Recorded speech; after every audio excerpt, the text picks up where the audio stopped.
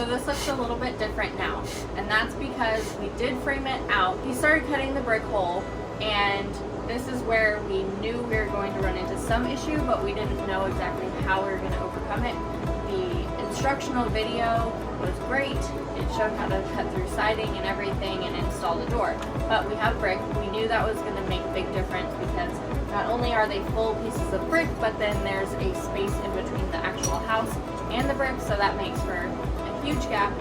And so once he was able to cut through the brick and place the door, it wasn't even on the frame that we had on the inside. So what we did was we just had to take out the entire frame and we replaced it with thicker pieces of lumber. So instead of 2x4s, we're using now, down here we're using a 2x8, and on the sides here, instead of using another 2x8, which would make it way too thick, the door would no longer fit, we instead decided to split that difference, and on the sides we have 1x8s, and on the top we extended out the jamb as well.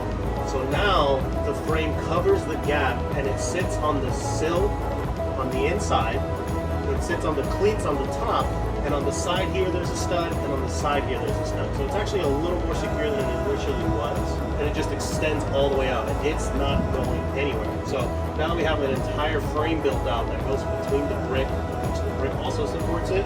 We're able to put the door in finally, and it should fit properly. Now we have the door, and it fits in nice and easy with a dry fit with plenty of room around it, and all we have to do is shim it out so that it's flat and level. So we'll put some shims underneath so it's at the right level here, so it's between the two frames here. Maybe put it up a little higher so it covers a little bit of this gap, and then we actually seal the all the way around with some window and door sealant, low pressure, so that it doesn't try to squish anything in, just nice low pressure, and that's what actually seals out this entire frame so that the outside isn't getting inside. So now we have the dog door screwed into the frame. Super simple. All we're gonna do is fill the cracks and crevices on the inside. You can see a little bit of light coming through there at the bottom, but we're gonna fill it with this window and door. Great stuff. It's just a filler foam. It expands, but it's low pressure, right? Yep, low pressure. so it doesn't create any bowing, so it doesn't like force the window shut, very low pressure. It's just gonna seal the gaps, make it airtight, and then we won't have to worry about the outside getting inside anymore. No critters. No critters. So now we have the doggy door all done, and now I'm just gonna frame it out to make it look nice. So I've started cutting the pieces, and so we have one here and then on either side right there. So these are gonna build it out so that I can put trim over top. This isn't the trim, but it'll fit over top like that and really finish it out.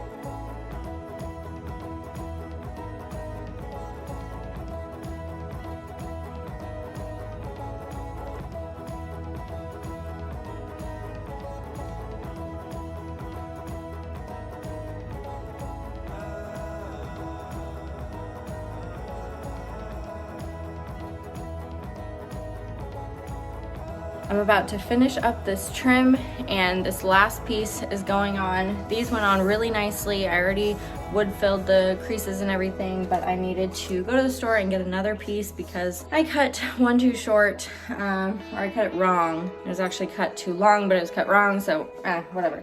I had to get another one. So I got another piece, and now all those went on without any shims. I didn't have to do anything. This one down here, there's quite a big gap on here. So I'm gonna have to shim it and bring it out. So I've gotten these just small pieces, thin pieces of scrap wood that I'm going to build up to make the right size behind this piece. So put it out just enough and make it line up perfectly. And then we'll be done.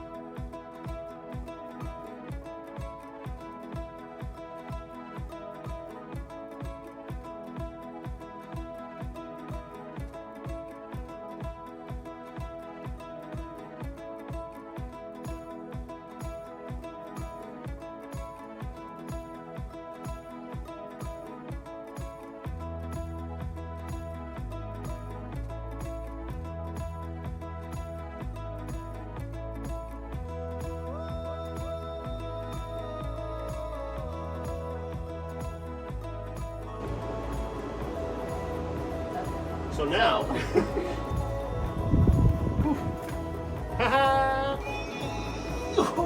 inside. There you go. Right on in.